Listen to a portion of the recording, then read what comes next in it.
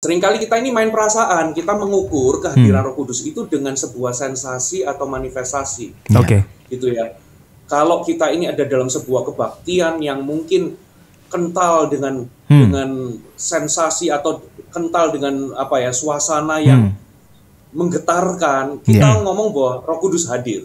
Tapi begitu keluar dari ruangan kita masuk dalam kehidupan sehari-hari, kita nggak ngerasa ada itu, nggak ada sensasi itu, lalu kita merasa bahwa Tuhan meninggalkan kita, nggak ada Roh Kudus, Roh Kudus nggak menyertai kita. Setiap orang yang percaya itu sudah menerima Roh Kudus, tak? Iya, setuju. Tapi ada loh Pak yang ngerasain bahwa sudah percaya, bahkan udah sejak lahir misalnya. Masa sih? Ngapain Pak kaget Pak? Saya juga kaget lihat wajah Bapak. Terus nggak ngerasa gitu loh Pak.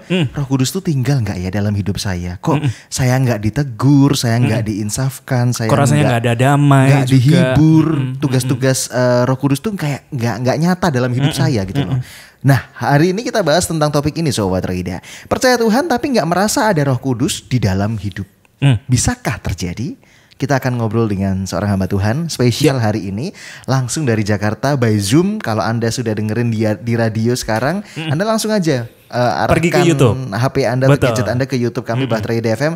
Itu obrolannya akan berupa video di sini ya. Kita akan ngobrol dengan siapa juga? Kita akan ngobrol bersama Pastor Fuji Harsono, seorang gembala dari GMS Jakarta. Kita mau sapa dulu. Shalom Pastor Fuji. Halo. Shalom Pastor Fuji. Shalom, shalom. Wah, Puji luar biasa. Terima kasih sudah sambung di Bahtera Ida FM. Gimana kabarnya Pastor Fuji, baik? Semua baik. Wah, puji Tuhan. Bener nggak sih Pastor Fuji kalau di Surabaya ini ya, keramaian lalu juga aktivitas-aktivitas pekerjaan dan kegiatan-kegiatan yang lain itu udah kembali makin normal. Kalau di Jakarta sendiri gimana nih Pastor Fuji? Kelihatannya memang sudah mulai normal ya. Gitu ya. Cuman memang ada beberapa pembatasan, tapi semua sudah berjalan dengan normal ya. Oke, puji Tuhan. Sudah new normal lah istilahnya ya.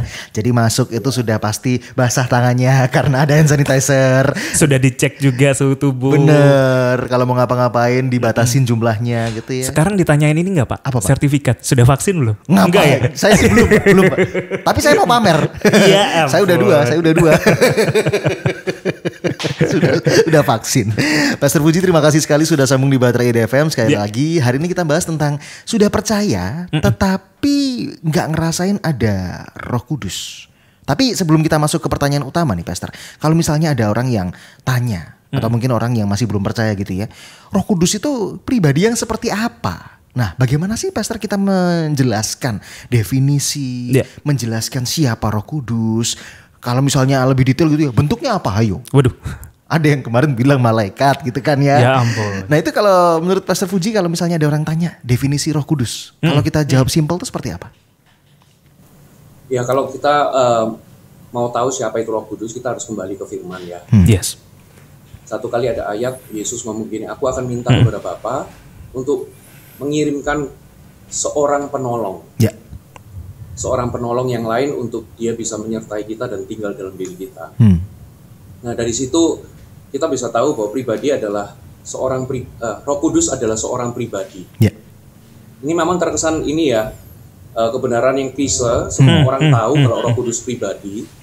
Tapi pertanyaannya apakah kita benar-benar menghayati kalau dia adalah seorang pribadi? Okay. Karena apa? Karena kalau kita betul-betul menghayati, maka cara kita memperlakukan Roh Kudus itu akan berbeda. Nah, jadi setelah kita tahu bahwa dia adalah seorang pribadi, maka kita perlu memperlakukan dia sebagai seorang pribadi. Seringkali kita cuma tahu Roh Kudus pribadi, tapi dalam tindak tanduk keseharian kita nggak pernah memperlakukan dia sebagai seorang pribadi. Betul. Kita hanya memperlakukan dia sebagai sebuah kuasa atau sebuah pengaruh yang kita bisa pergunakan kalau kita butuh. Nah, berbeda kalau kita melihat Roh Kudus adalah sosok pribadi, kita nggak mempergunakan dia, tapi kita ingin mendekat untuk bersahabat atau berinteraksi dengan dia. Ini adalah kebenaran yang luar biasa, dan Alkitab katakan dia akan menyertai kita dan tinggal dalam diri kita. Jadi kebenaran bahwa dia adalah seorang pribadi dan dia tinggal dalam diri kita, itu seharusnya mengubahkan banyak hal. Karena di dalam Perjanjian Lama Roh Kudus itu dikatakan dia itu bisa mendatangi, mengunjungi atau berkuasa atas seseorang gitu ya. Tapi di dalam perjanjian baru, Roh Kudus itu bukan hanya mengunjungi atau berkuasa atas, tapi dia itu tinggal dalam diri kita. Wow. Nah, makanya firman Tuhan di lanjutannya itu dikatakan begini, ya dunia itu nggak bisa melihat dan mengenal dia, tetapi kita mengenal dia karena dia tinggal dalam diri kita. Baik. Nah, jadi simpelnya Roh Kudus itu pribadi dan dia itu tinggal, dia nggak jauh, dia ada di dalam diri kita. Nah, giliran kita lah yang perlu memperlakukan dia sebagai seorang pribadi. Baik. Seperti kita itu. perlu tanya sama dia, gitu ya. Kita perlu mendengarkan dia, kita perlu mengizinkan dia berbicara, kita perlu menyapa dia, kita perlu mengundang dia. Memang Roh Kudus itu maha hadir, tapi kita perlu mengundang dia, gitu kan. Kita perlu berdoa kepadanya, berterima kasih atau mengucap syukur kepadanya. Bercakap-cakap. Nah, jadi perlakuan kita kepada dia itulah yang penting. Jadi kebenarannya sederhana sih, Roh Kudus sesimpel mungkin dia itu adalah pribadi yang tinggal dalam diri kita. Kita bisa mengenal dia kalau kita berinteraksi dengannya ya sebagai seorang pribadi. Baik. Mungkin secara simpel jadi pribadi Allah yang tinggal di dalam kita seperti itu ya. Seperti itu, betul ya. Kadang-kadang bener ya kata Pastor Fuji ya, kita ngerasain itu kalau misalnya pas cuman ada perlunya saja gitu ya. Nyatakan kuasamu atau misalnya pas penyembahan di gereja gitu kan ya. Tapi lebih dalam lagi keseharian kita, bahkan waktu demi waktu. Bukan anggap, sikapilah Roh Kudus itu sebagai pribadi yang kita di dalamnya itu kepengen berkomunikasi, berinteraksi, kita pengen menyenangkan juga, kita pengen minta juga sesuatu, pertolongan mungkin, minta arahan, minta kuasa, itu oke. Tapi lebih daripada itu, ini loh keseharian yang kita hidupi saat ini tuh Roh Kudus juga tinggal dan kita perlu nganggep istilahnya ya, ada pribadi ini dalam hidup kita. Baik. Seperti itu. Langsung ke pertanyaan inti mungkin Pastor Puji, mungkin masalah hubungan ya. Jadi kita tidak bisa merasakan Roh Kudus di dalam kita ya. Mungkin seperti itu ya Pastor ya. Maksudnya sorry. Bagaimana ketika kita ini udah percaya nih. Kita udah percaya, sudah dibaptis gitu ya. Tapi nggak ngerasa ada Roh Kudus dalam hidup kita. Berarti yang salah apa Pastor? Mungkin di hubungannya mungkin ya Pastor ya. Jadi ada dua kemungkinan kalau saya lihat ya. Baik. Biasanya dalam kehidupan sehari-hari ada dua kemungkinan. Yang pertama adalah bisa jadi kita ini nggak pernah melibatkan dia. Tidak pernah mengizinkan dia bekerja, atau nggak pernah memberi ruang kepada dia. Sehingga that's why kita ini nggak pernah merasakan peran Roh Kudus dalam kehidupan kita. Gitu ya. Jadi Roh Kudus itu beberapa orang mengatakan Roh Kudus itu ya hanya ada dalam dunia pelayanan lah. Betul. Kita ini hanya berdoa ketika kita ini mau pelayanan. Ya. Tapi ketika menginjak atau masuk dalam dunia bisnis, pekerjaan kita, mungkin kita buka toko, atau kita jualan bakmi, atau kita ini pegang perusahaan, seperti kita merasa bahwa Roh Kudus itu nggak tahu soal dunia bakmi lah, atau dalam usaha kita, ya mungkin kita jualan apa gitu ya, atau bisnis apa, atau di dalam perusahaan, mana tahu Roh Kudus tentang mungkin strategi marketing. Nah, sehingga kita ini mengkotakkan Roh Kudus ini hanya di area pelayanan. Sehingga itulah sebabnya dalam kehidupan kita sehari-hari kita nggak merasakan peran Roh Kudus. Dalam rumah tangga juga sama. Ketika kita baca Alkitab juga sama. Seringkali kita ini baca Alkitab, kita gunakan kekuatan pikiran kita untuk mengerti Alkitab. Kita jarang tanya sama Roh Kudus. Contoh sederhana ya, beberapa waktu terakhir ini saya ini sempat kehilangan jam tangan pemberian mama saya. Mama saya sudah meninggal. Ini adalah jam tangan pemberian. Nah, satu kali ini hilang. 1 minggu lebih saya cari dimanapun, sampai sudah curiga ke sana ke sini, diambil orang atau apa, nggak ketemu. Nah, ketemunya itu ketika saya sudah menyerah, lalu saya itu tiba-tiba bergumam, Roh Kudus tolong, tunjukin Roh Kudus. Tiba-tiba di dalam pikiran saya ini tiba-tiba bisa merujuk ke sebuah koper gitu ya. Sekelibat di dalam pikiran kita, di dalam koper. Lalu singkat cerita saya ambil kopernya, saya naik di atas lemari, ambil koper lalu dibuka. Ternyata benar ada di situ. Percaya atau nggak percaya ya. Nah, seringkali kita nggak pernah merasakan peran Roh Kudus karena kita jarang tanya sama Roh Kudus. Gitu ya. Nah, yang terakhir ini adalah saya kehilangan jaket. Loh, jaket satu ini jaket denim gitu ya. Di mana ya? Saya coba cari di tumpukan-tumpukan, nggak ada, sudah. Ya nggak ada. Nah, singkat cerita, saya kembali lagi, saya hening sejenak gitu ya, saya minta Roh Kudus tolong. Di mana? Tiba-tiba di pikiran saya itu bisa kepikiran, oh dia ini ada di tumpukan, cuman dia itu apa ya bahasa Jawanya itu nyelempit di belakang. Nyelempit. Iya, betul. Oke. Tiba-tiba muncul ide itu, gitu ya. Lalu saya ambil satu rak itu, saya ambil, benar memang ada di belakang. Sesimpel itu. Wow, luar biasa. Itu jawaban pertama. Jadi kalau kita ini nggak pernah melibatkan Roh Kudus cuma ada di ruang tamu hati atau kehidupan kita, tapi nggak pernah punya akses atau diberikan otoritas untuk involve di semua ruangan hidup kita, ya that's why kita nggak pernah merasakan ada peran Roh Kudus dalam hidup kita. Itu jawaban pertama, kemungkinan pertama. Kemungkinan kedua, kita main perasaan. Ini. Baik. Gitu. Jadi kita merasa kalau Roh Kudus itu hadir, ya itu harus ada sensasi tertentu. Iya. Angin. Ya sama seperti Elia gitu ya. Iya betul. Sama seperti Elia ngelihat ada angin besar, ada api, ada gempa bumi gitu ya. Tapi ternyata nggak ada Tuhan di dalamnya. Ternyata Tuhan itu ada bersuara atau berbicara lewat angin sepoi-sepoi. Nah, seringkali kita ini main perasaan, kita mengukur kehadiran Roh Kudus itu dengan sebuah sensasi atau manifestasi. Gitu ya. Kalau kita ini ada dalam sebuah kebaktian yang mungkin kental dengan sensasi atau kental dengan suasana yang menggetarkan, kita ngomong bahwa Roh Kudus hadir. Tapi begitu keluar dari ruangan kita masuk dalam kehidupan sehari-hari, kita nggak ngerasa nggak ada sensasi itu, lalu kita merasa bahwa Tuhan meninggalkan kita, nggak ada Roh Kudus, Roh Kudus nggak menyertai kita. Nah, bisa jadi kita main perasaan, gitu ya. Nah, jadi seringkali Roh Kudus itu nyata, tapi belum tentu dia itu hadir dalam bentuk sesuatu yang kita bisa tangkap dengan indera kita. Baik. Tuhan ngomong kita ini perlu bergerak atau hidup dengan iman, bukan dengan perasaan. Seperti itu. Luar biasa. Kira-kira dua kemungkinan itu sih. Dua kemungkinan ini mana yang pernah Anda alami atau mungkin yang saat ini Anda alami, Sobat Hidayah. Jadi dua penjelasan ini sebenarnya sudah sangat clear banget ya. Kenapa saya nggak ngerasain Roh Kudus? Mungkin karena dua hal ini. Kita nggak nganggep, kita nggak mengandalkan. Yang kedua, salah. Roh Kudus tuh harusnya atmosfernya kental banget gitu ya. Sampai merinding gitu ya. Atau mungkin kuasa yang luar biasa terlihat. Tapi kembali ke awal, Roh Kudus tuh pribadi. Pribadi yang tinggal dalam hidup kita. Kalau tadi ngomongin soal cari jam sama cari jaket, buat yang jomblo cari jodoh juga bisa ya Pak. Ini pertanyaan colongan. Ada yang nitip katanya.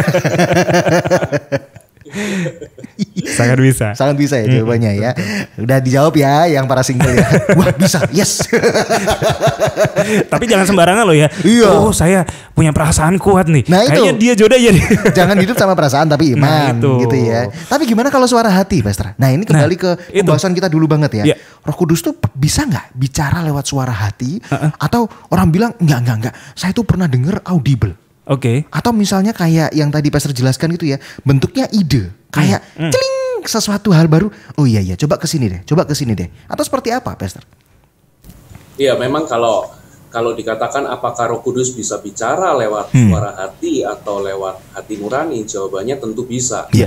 Karena Roh Kudus bisa berbicara lewat berbagai cara. Gitu ya. Karena memang ada satu ayat di Alkitab, di kitab Amsal kalau nggak salah, itu dikatakan roh manusia itu pelita Tuhan, gitu, yang menyelidiki seluruh lubuk hatinya. Di terjemahan yang lain, versi Firman Allah yang hidup dikatakan hati nurani itu adalah alat Tuhan yang merupakan alat Tuhan untuk menyingkapkan maksud-maksud di dalam hati manusia. Nah, jadi sangat mungkin Roh Kudus bicara lewat hati nurani kita. Jadi hati nurani itu seperti alat atau seperti receiver lah.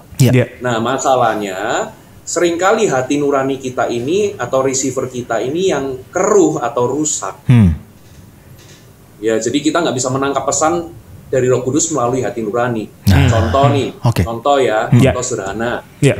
Kalau kita ini mau buat dosa, lalu hati nurani kita ini pasti akan membuat hati kita ini kerasa nggak nyaman. Betul. Ketika kita ini bergosip atau ngomongin orang, pernah nggak saudara ketika kita ini bercakap-cakap sama orang, tiba-tiba kita ngomong sesuatu lalu hati kita ini akan nyaman gitu. Nah itu hati nurani. Itu Roh Kudus bisa bicara lewat situ. Nah masalahnya ketika kita ini mengabaikan suara Roh Kudus lewat hati nurani kita, lama-lama hati nurani kita ini tumpul. Receivernya rusak. Gitu ya. Jadi bisa ya Roh Kudus bisa bicara lewat hati nurani. Nah, tapi Roh Kudus juga bisa bicara lewat lebih banyaknya, lewat firman yang kita baca. Setuju. Lewat Alkitab, gitu ya. Lalu bisa jadi kalau itu bahasa di gereja itu orang bilang ini adalah kesaksian batin, gitu ya, kesaksian roh, gitu ya. Semacam ada dorongan atau ada sebuah perasaan tertentu yang Roh Kudus itu bisa letakkan. Gitu ya, ada rasa damai sejahtera atau ada rasa nggak damai, begitu ya. Itu kesaksian roh, gitu ya. Tuhan juga bisa bicara lewat suara di dalam hati kita, gitu ya. Lewat entah itu bentuknya kata-kata atau bentuknya sebuah kalimat atau bahkan bisa jadi sebuah gambaran, ide, pemikiran yang Tuhan letakkan dalam hati kita atau sebuah pemikiran, sebuah pengertian seperti kayak air ya, air jernih kalau ditetesin tinta, ditetesin satu tinta tiba-tiba tinta itu bisa berkembang. Gitu ya. Betul. Nah kadang-kala Roh Kudus itu bisa kasih satu kata di pikiran dan hati kita, tiba-tiba bisa berkembang dalam bentuk sebuah pengertian gitu dalam hati kita. Seperti itu. Ya. Lalu Roh Kudus juga bisa bicara lewat keadaan, gitu ya. Lewat keadaan, lewat mimpi, ya apapun itu. Yang terpenting adalah kita ini kenal nggak bahwa itu adalah suara Roh Kudus. Nah itu. Karena seringkali Roh Kudus bicara lewat hati nurani, lalu kita sangka itu suara setan. Gitu ya. Ya, Tuhan bicara lewat mimpi, ini mungkin mimpi dari setan atau mimpi dari itu. Padahal itu mungkin Roh Kudus yang kasih. Kita kasih, misalnya Roh Kudus kasih pengertian, lalu kita berpikir, ini mungkin pertimbangan manusiawiku saja, logikaku saja. Nah, jadi yang terpenting adalah Tuhan, Roh Kudus itu bisa berbicara lewat banyak hal, tapi kita kenal nggak? Nah itu. Nah, kitab Yohanes ngomong, gitu ya, domba-dombanya itu mengenal suaranya, Yohanes 10. Ya, terjemahan versi The Message itu pakai kata ya domba-dombanya itu familiar with his voice. Familiar. Kita ini familiar nggak dengan suara Roh Kudus? Kalau kita nggak familiar, tentu kita bisa keliru. Jangan-jangan ini suara setan, suara manusia. Nah, bagaimana kita bisa familiar? Tentunya kita ini harus bergaul dengan Roh Kudus. Kenal firman Tuhan. Ya, makin lama kita bergaul, makin kita kenal, gitu ya. Saya bisa tahu nih, yang ketuk pintu ini istri saya atau anak saya. Dari caranya ketuk pintu, dari caranya buka pintu. Kenapa kok saya bisa kenal? Gitu ya. Karena kita ini bergaul. Nah, jadi kita perlu bergaul supaya kita ini bisa kenal. Gitu ya. Seperti itu. Oh ya, ini Roh Kudus bicara ini. Oh, ini setan nih. Kita bisa kenali, gitu ya. Perbedaannya, kalau suara Roh Kudus ada damai gitu misalnya, suara setan pasti nggak ada damai, gitu ya. Sifat mengintimidasi. Kalau Roh Kudus menegur tapi membawa kepada pertobatan, tapi setan bisa menegur, kata-katanya bisa sama, tapi pasti mengintimidasi, membuat kita ini makin menjauh dari hadirat Tuhan. Nah, kira-kira kata kuncinya kita harus kenal suara Roh Kudus. Nah itu. Seperti itu ya. Betul. Sarananya macam-macam. Jadi jangan batasi juga. Cuman perasaan saja. Enggak. Tadi Pastor juga sudah jelasin ya. Dari mimpi, dari ide, dari perasaan. Tapi jangan lupa, poin pentingnya itu kita harus kenal dulu. Kenal. Yang bahaya Tan. Kalau misalnya kita merasakan sesuatu ya, ternyata suara si jahat, tapi kita anggap suara Roh Kudus. Nah itu. Kenal dan peka berarti ya. Betul.